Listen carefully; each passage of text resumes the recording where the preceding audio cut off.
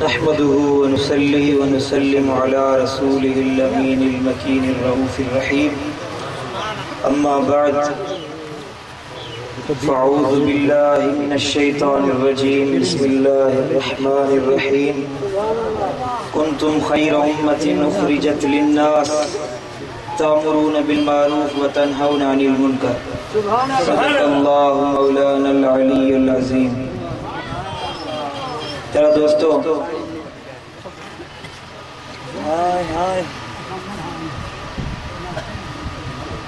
अज का 1400 साल अग में जॾहिं अरबुस्तान जी सहरान में दुनियावी ख्यालात में मुब्तला कौम, दुनियावी गुनाहन में मुब्तला कौम, पत्थरन के पूजींदड़ कौम पैदा थी। जेडी मल हद का टपंदड़ इंसान पैदा थिया, फासिक कौम पैदा थी। 500 सालन ताईं को पैगंबर हिन दुनिया ते न पैदा थियो। उन वक्त मक्का मुकर्रमा जी ततल रेत ते, पथरेली जमीन ते, पहाड़ी इलाकन में एक नौजवान उठियो, एक अजीम इंसान उठियो, एक नूर भरियो चश्मो निकतो, एक नूर सा भरियल एक एड़ी रोशनी निकती, एक एड़ो नूर निकतो जे पूरी दुनिया ते, पूरी कायनात ते, पूरी मखलूक में उन नूर जा एड़ा किरणा किरिया, उन नूर जी एड़ी, उन नूर जो एड़ो फैलाव थियो जो पूरी दुनिया उन नूर मां इस्तिफादो हासिल करे। पाण त रोशन थी विया, पर उन सां लखे इंसान रोशन थी विया। जेडी महिल मक्का मुकर्रमा में बैतुल्लाह शरीफ में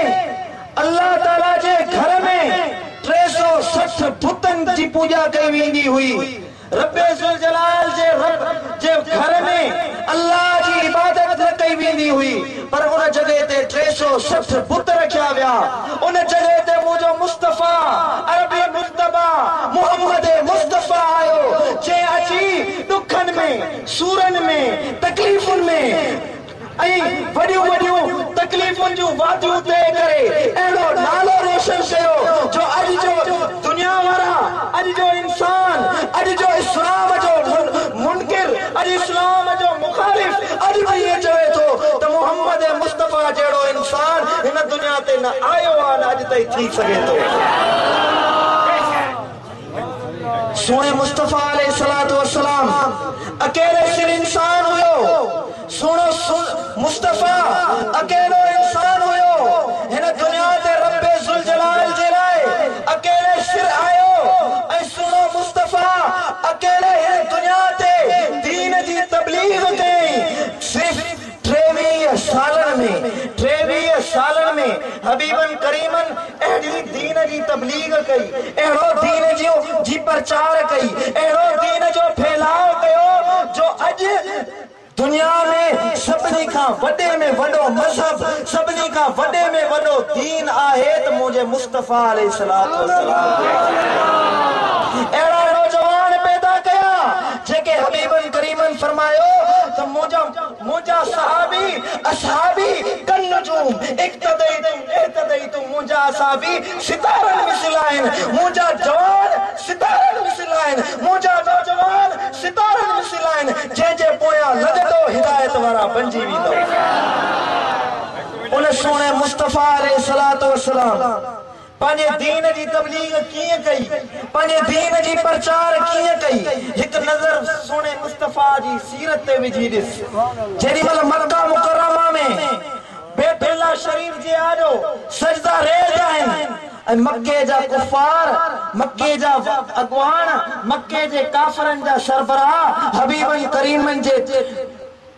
सर मुबारक जे मथा सजदे जी हालत में उठ जो ओझ रखे था छदिन उन वक्त हबीबन कदे ज़बान मां लफ्ज़ न कढियो आ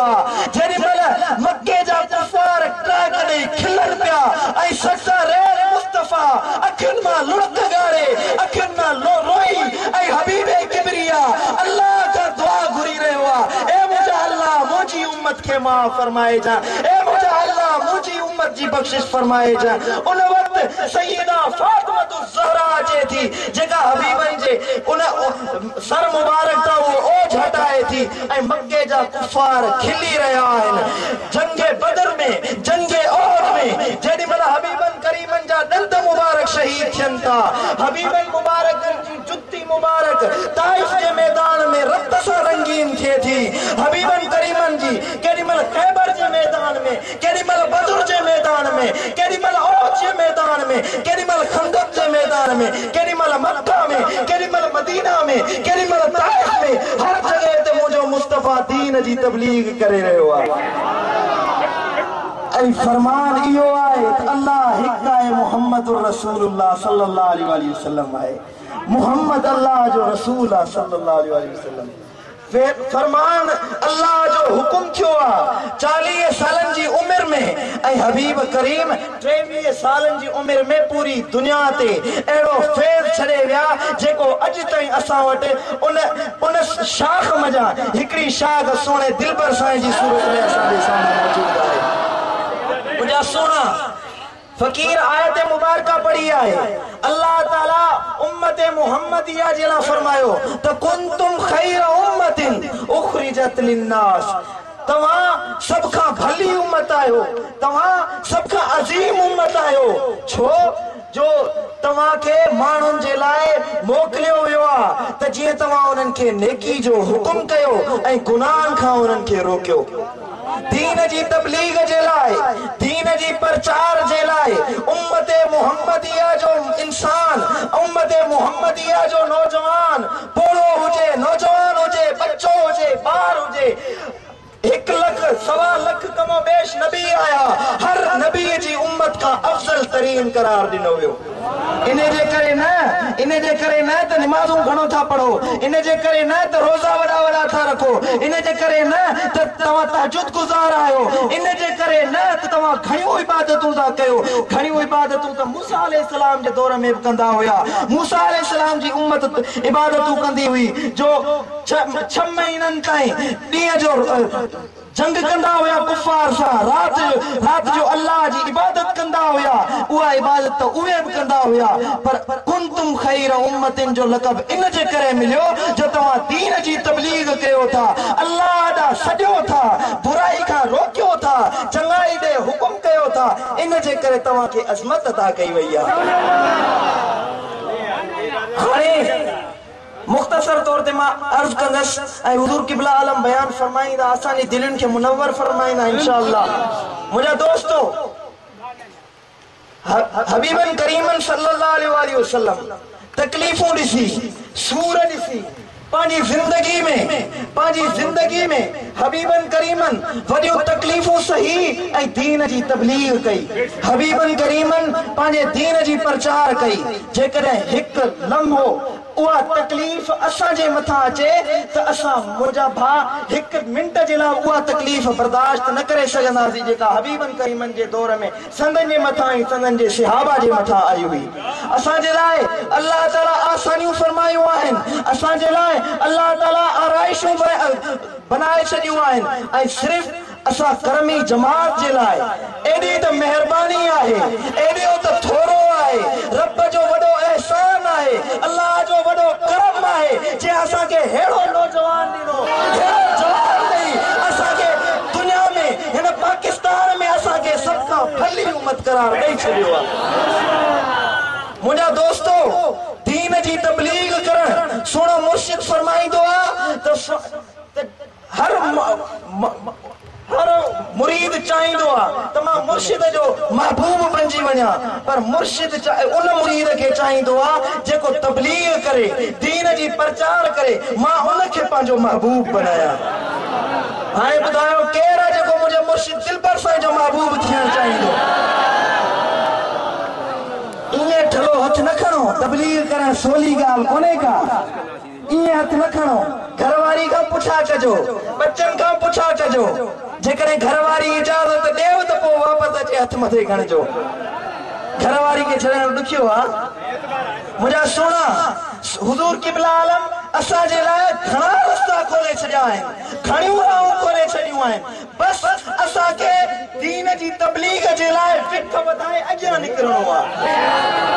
मुझा सोना दिल में जज्बो पैदा कर दिल में जोश पैदा कर ॾिस त अल्लाह कीअं तो राहूं तुंहिंजे लाइ खोले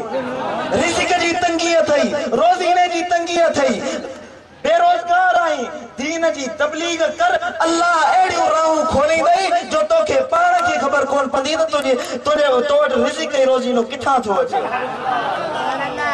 मुंहिंजा सुणा दीन जी तबलीग करण हर मुसलमान जे मथां पंहिंजे मथां करमी जमात जो नौजवान सां मां गुज़ारिश आहियां करमी नौजवान जे कारकुननि सां मां गुज़ार आहियां त उन्हनि खे अर्ज़ थो कयां त पंहिंजी ज़िंदगी मुंहिंजे मुर्शिद दिलबर साईं वांगुरु दीन जी तबलीग लाइ वक़फ़ करे छॾियो सुभान अल्लाह सोना मुर्शिद दिलबर साईं जुम्मे वारे ॾींहुं मदीना मुनव्वरा मां तशरीफ़ फरमा थिया आहिनि छंछर वारे ॾींहुं महिमाननि जी भरमार हुई दरगाह शरीफ़ ते अॼु वरी हिते असांजे साम्हूं तशरीफ़ फरमा थिया आहिनि लालच न आहे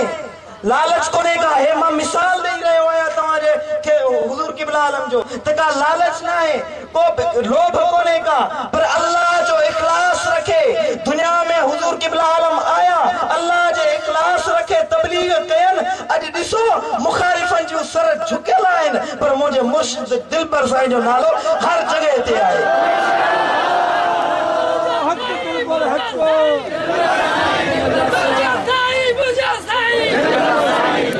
हर महीने मुझे मुर्शिद जा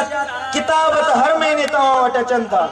कहिड़ी तकलीफ़ जी ॻाल्हि आहे कहिड़ी ॾुखियाई जी ॻाल्हि आहे हिकिड़ो किताब खणी वञी तबलीग कयो कंहिं दोस्त खे ॾियो पढ़ण जे लाइ उन खां वठी ॿिए खे ॾियो उन खां वठी टे खे ॾियो हिकिड़ी राति निकिरी वञो पंहिंजे इलाइक़े में पंहिंजे दोस्तनि खे तबलीग कयो कहिड़ी ॾुखी ॻाल्हि आहे बिल्कुलु आसानी हुजूर किबला आलम असांजे लाइ